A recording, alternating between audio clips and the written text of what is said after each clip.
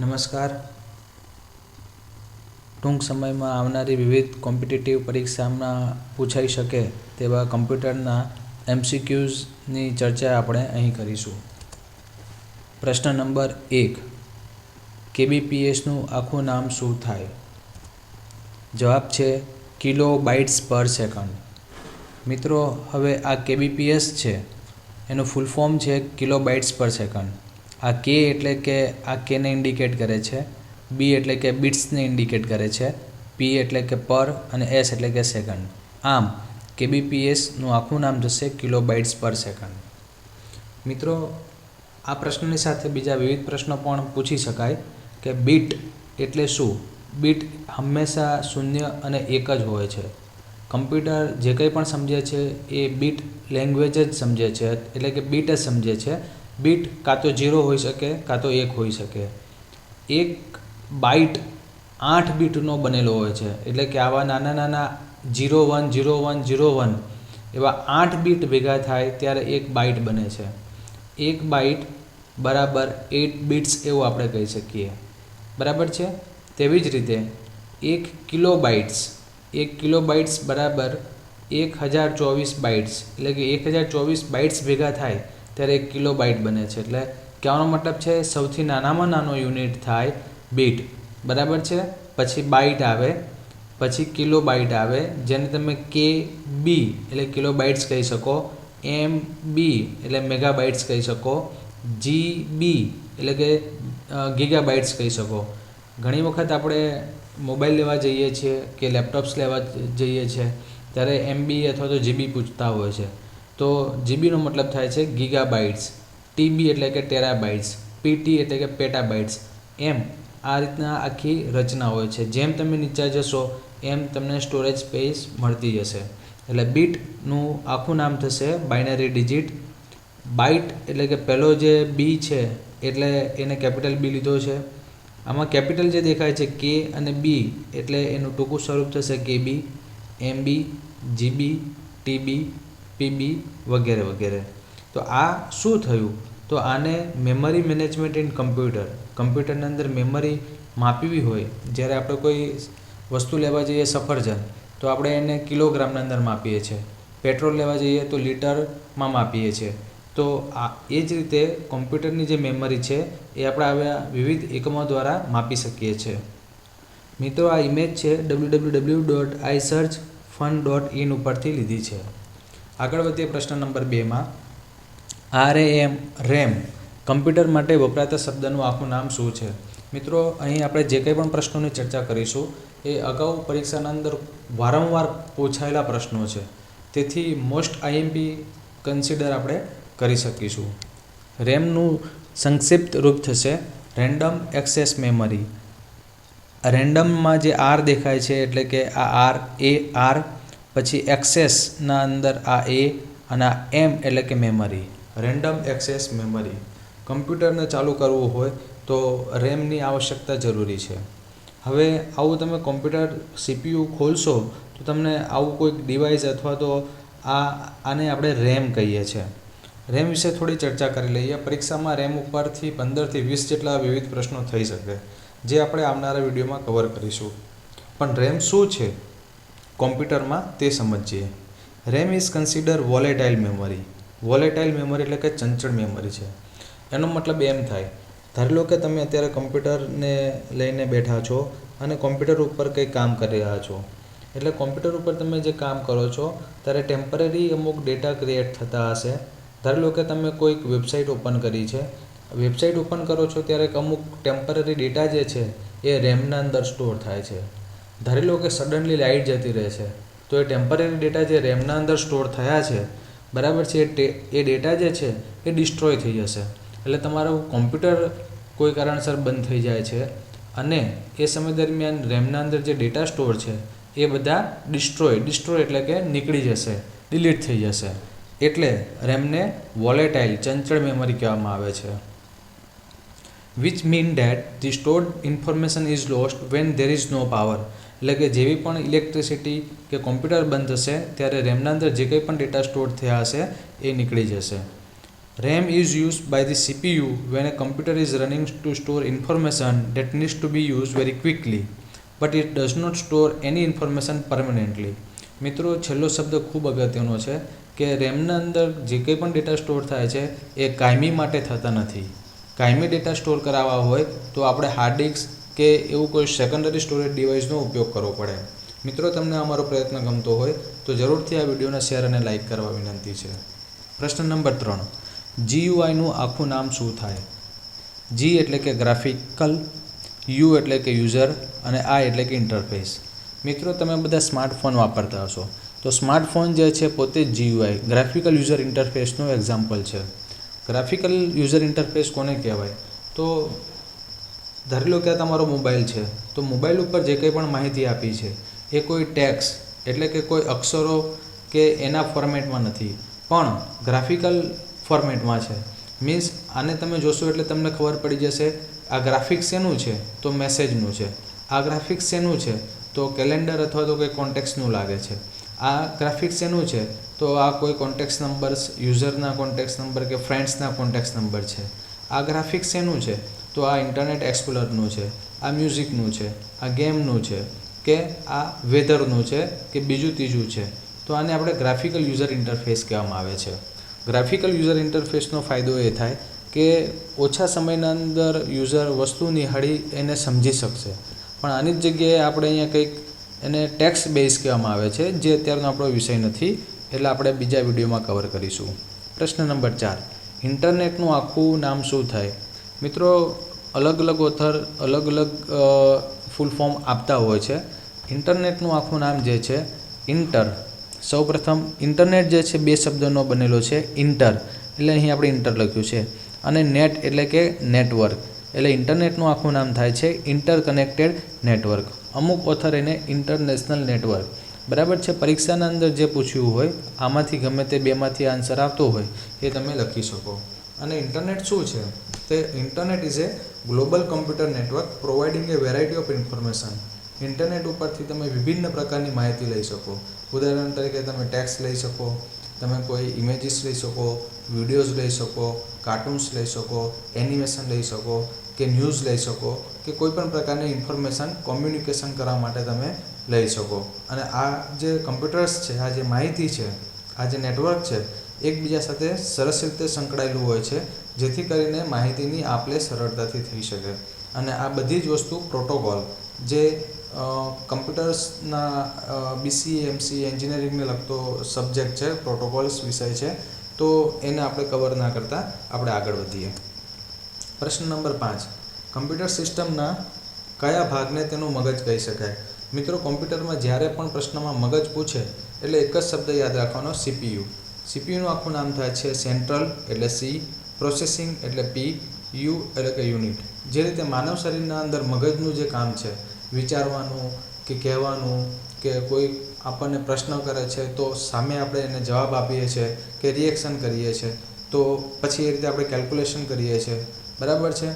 તો આ બધી જ વસ્તુ જે છે લોજિકલ ક્વેશ્ચન્સ આપણે વિચારીએ છીએ, કોઈ પૂછે છે તો આપણે એને હા કે નામાં જવાબ આપીએ છીએ, અથવા તો કોઈ આપણને કોઈ પ્રશ્ન પૂછે છે તો આપણે એનું સામે આપણું નામ જે હોય એ આપણે નામ આપીએ છીએ. તો કહેવાનો મતલબ છે એરિથમેટિકલ એટલે ગાણિતિક, લોજિકલ એટલે કે તાર્કિક અને કોઈપણ પ્રકારના આ પ્રોસેસ કરી શકે એને આપણે CPU કહીએ છીએ. તો CPU of a computer is a piece of hardware. તો CPU શું છે મિત્રો? આવું તમે કમ્પ્યુટરના અંદર CPUના અંદર જે CPUનું જે બોક્સ આવે છે એના અંદર તમે જોયું હશે, જે કેબિનેટ જેને કહેવાય છે, એકચ્યુઅલી એને CPU ના કહેવાય. તો આ CPU છે, it is a part of hardware. A hardware છે, સોફ્ટવેર નથી. અને એનું કામ શું છે? Date carry out the instructions of a computer programme. કહેવાનો મતલબ છે કે તમે ઇન્ટરનેટ એક્સપ્લોરર ઉપર ક્લિક કરો છો તો ઇન્ટરનેટ એક્સપ્લોરર ચાલુ થાય છે, તમે કેલ્ક્યુલેટર ઉપર ક્લિક કરો છો કેલ્ક્યુલેટર ચાલુ થાય છે, તમે વર્ડ ઉપર ક્લિક કરો છો વર્ડ ચાલુ થાય છે, તમે C++, જાવા, એન્ડ્રોઇડ, .NET, PHPનો કોઈ પ્રોગ્રામ બનાવો છો તો એ પ્રોગ્રામમાં તમે જે ઇન્સ્ટ્રક્શન્સ અથવા તો પ્રોગ્રામ્સ લખ્યો છે તો એ મુજબ એની ઇનપુટ ઉપર પ્રોસેસ કરી જરૂરી આઉટપુટ રિઝલ્ટ્સ એ પ્રોડ્યુસ કરે છે બ્રાઉઝરમાં કે ડેસ્કટોપ ઉપર. તો આ બધી જ વસ્તુ જે છે એ CPUનું કામ છે. So that it is called as the એટલે એને મગજ કહેવામાં આવે છે, રાઈટ. આગળ વધીએ. પ્રશ્ન નંબર 6, કમ્પ્યુટરમાં વાયરસ એટલે શું? વાયરસનું આખું નામ થાય છે vital information resources under seize. તમે એક એક અક્ષર જુઓ. વી એટલે વિટલ, આઈ એટલે કે ઇન્ફોર્મેશન, આર એટલે કે રિસોર્સિસ, યુ એટલે અંડર અને એસ એટલે કે સીઝ. ઘણી જગ્યાએ અહીંયા જેની જગ્યાએ જેડો હોય છે. તો વાયરસ શું છે? તો virus is nothing more than a computer program. એક જાતનો કોઈકે બનાવેલો કોમ્પ્યુટરનો પ્રોગ્રામ જ છે. બરાબર છે. Virus is a computer program or piece of code that is load on to your computer. એ કોમ્પ્યુટરના અંદર એક્ઝિક્યુટ થાય છે. અને વાયરસનું કામ નોર્મલી શું છે કે તમારા કોમ્પ્યુટરમાં રહેલી માહિતી અથવા તો ડેટા એને ડિલીટ કરે, એના અંદર થોડા ઘણા સુધારા વધારા કરે એટલે કે ચેન્જ કરે, અથવા તો એમાં કંઈક એડ કરે, અથવા તો એમાં અપડેટ કરે. એ એવું કામ કરે કે જેથી કરીને તમારી જે માહિતી જે છે એ યોગ્ય ના રહે. એટલે કે એ ઓરિજિનલ ફોર્મેટમાં જે હોવી જોઈએ એમાં એ ઓરિજિનલ ફોર્મેટમાં ના રહેતા એ ડિસ્ટર્બ થાય, જેથી કરીને તમે હવે પછી એ માહિતીનો યોગ્ય ઉપયોગ ના કરી શકો. તો વાયરસ જે છે એ કમ્પ્યુટર પ્રોગ્રામ છે. એ તમારા ડેટાને હાનિ પહોંચાડે છે. They insert themselves into host program and spread on the execution of the infected programs. અને વાયરસમાં પણ ઘણા પ્રકાર હોય છે. તો વાયરસના જે મુજબના પ્રકાર હોય છે એ મુજબ એ કમ્પ્યુટરની અંદર ફેલાતા હોય છે, પ્રોગ્રામને ડિસ્ટર્બ કરતા હોય છે. એક બે ઉદાહરણ તમને કહું તો અમુક પ્રોગ્રામ એવા હોય છે કે અમુક વાયરસ એવા હોય છે કે તમારા તમારા કોમ્પ્યુટર્સમાં રહેલી .exe ફાઇલ કે જે પ્રોગ્રામ્સ ચાલુ કરવા માટે કમ્પલસરી છે, તો .exe ફાઇલને ડિલીટ કરી નાખે. .exe ફાઇલને ડિલીટ કરે એટલે તમે ઇન્ટરનેટ એક્સપ્લોરર ના ખોલી શકો, કે વર્ડ ના ખોલી શકો, કે ત્રીજો કોઈ પ્રોગ્રામ ના ખોલી શકો. આ એક વાયરસનો પ્રકાર છે. બીજો એક વાયરસ કદાચ એવો હોઈ શકે કે ભાઈ એકના એક ફાઇલ 1 વખત 2 વખત 3 વખત 1000 વખત 2000 વખત 5000 વખત 10000 વખત એકના એક ફાઇલ તમારા કોમ્પ્યુટરની અંદર બનાવી જ રાખે જે ફાઇલ તમારા કામની જ ના હોય. તો હવે વસ્તુ વારંવાર 1 વખત 2 વખત 1000 વખત 10000 વખત લાખ વખત કોમ્પ્યુટરમાં એના એ જ નામની ફાઇલ વારંવાર જો જનરેટ થતી હોય તો અલ્ટિમેટલી તમારું કમ્પ્યુટર લોડ પકડે, અને લોડ પકડે એટલે તમારું કમ્પ્યુટર સ્લો થાય. બરાબર છે. તો આ બીજા પ્રકારનો વાયરસ છે કે પોતાને જ એ સ્પ્રેડ કરે છે તમારા કોમ્પ્યુટરના અંદર. તો આમ વાયરસના ઘણા બધા પ્રકાર હોઈ શકે. બરાબર છે. પ્રશ્ન નંબર 7માં જઈએ.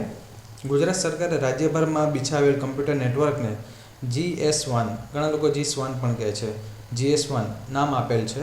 કમ્પ્યુટર નેટવર્કિંગમાં તેને શું કહેવાય? તો કમ્પ્યુટર નેટવર્કિંગમાં G એટલે કે ગુજરાત, S એટલે કે સ્ટેટ. કમ્પ્યુટર નેટવર્કિંગમાં એને આપણે કહીશું વાઇડ એરિયા નેટવર્ક. W એટલે કે વાઇડ, A એટલે કે એરિયા, N એટલે કે નેટવર્ક. અને આ સૌથી મોટું નેટવર્ક છે. બરાબર. એટલે GSWAN. તમે ગવર્મેન્ટ પરીક્ષા પાસ કરીને જ્યારે તમે સરકારી નોકરીમાં લાગશો ત્યારે તમને GSWAN ઉપર ઘણા બધા પ્રોજેક્ટ્સ છે. એ પ્રોજેક્ટ્સ ઉપર તમને કામ કરવા મળશે ત્યારે એની વધુ માહિતી તમને ખ્યાલ આવશે. પ્રશ્ન નંબર 8. DVD એટલે શું? DVD એટલે D એટલે કે ડિજિટલ, V એટલે કે વર્સેટાઇલ અને D એટલે કે ડિસ્ક, એટલે DVD. મને યાદ છે ત્યાં સુધી ITIની જે પરીક્ષા 2015 કે 2016માં હતી કમ્પ્યુટર ઇન્સ્ટ્રક્ટર કમ્પ્યુટર ઇન્સ્ટ્રક્ટરનું, એના અંદર એક પ્રશ્ન પૂછ્યો હતો કે DVDની આદર્શ કેપેસિટી કેટલી છે, કે DVD કેટલી કેપેસિટીના ડેટા સ્ટોર કરી શકે. બરાબર છે. તો ઇટ મે વેરી, એ બદલાતા હોય છે, પણ એક આદર્શ માપ જે છે બરાબર છે 4.7 GB, એટલે જ અહીં મેં સ્ટાર કર્યો છે કે નોર્મલી DVD જે છે એ 4.7 GB સુધીના ડેટા સ્ટોર કરી શકે છે. એની અંદર થોડું ઘણું વેરિએશન હોઈ શકે, પણ નોર્મલી એ 4.7 GB સુધીના ડેટા DVD અંદર કેપેસિટી એની છે ત્યાં સુધી ડેટા સ્ટોર કરી શકે છે. પ્રશ્ન નંબર 9. ઇન્ટરનેટમાં HTTPનું પૂર્ણ સ્વરૂપ આપો. HTTP hypertext transfer protocol. H એટલે હાઇપર, પછી પહેલો T આવે છે એટલે ટેક્સ, બીજો T આવે છે એટલે ટ્રાન્સફર, P એટલે કે પ્રોટોકોલ. આનાથી આપણે www.google.com લખીએ છીએ, yahoo.com લખીએ છીએ, કે www.icangetjob.wordpress.com લખીએ છીએ, જેના થકી આપણે અલગ અલગ પ્રકારની વેબસાઇટ ખોલી શકીએ છીએ. તો અલ્ટિમેટલી શું થાય છે, એક નાનકડી પ્રોસેસ તમને સમજાવું મિત્રો, જરા સમજો ધ્યાનથી, ખ્યાલ આવી જશે ટોપિક. માની લો કે આ ક્લાયન્ટ એટલે કે આ તમારું કોમ્પ્યુટર છે. તમે ઘરે તમારા કોમ્પ્યુટર લઈને બેઠા છો અને કોમ્પ્યુટર તમારું ઇન્ટરનેટ સાથે કનેક્ટેડ છે. અને આ જે છે એ ધારી લો કે મારી વેબસાઇટ છે. આ જે છે એ મારી વેબસાઇટ છે. અથવા તો થોડી વાર માટે એવું સમજો કે તમે કોઈ યુનિવર્સિટીમાં અભ્યાસ કરો છો અને એ યુનિવર્સિટીનું આ સર્વર છે. બરાબર છે. હવે તમારે શું કરવું છે કે આજે રિઝલ્ટ આવ્યું છે એટલે તમે શું કરો છો, અહીંથી તમારે તમારું રિઝલ્ટ જોવું છે. એટલે કે તમે રિક્વેસ્ટ કરો છો. કોને રિક્વેસ્ટ કરો છો? તો યુનિવર્સિટીમાં રહેલા સર્વરને રિક્વેસ્ટ કરો છો. તો એ રિક્વેસ્ટનું નામ થશે HTTP રિક્વેસ્ટ. એ HTTPના થકી એ રિક્વેસ્ટ તમારે એક્ઝિક્યુટ કરવા માટે સર્વર ઉપર પહેલાં જશે.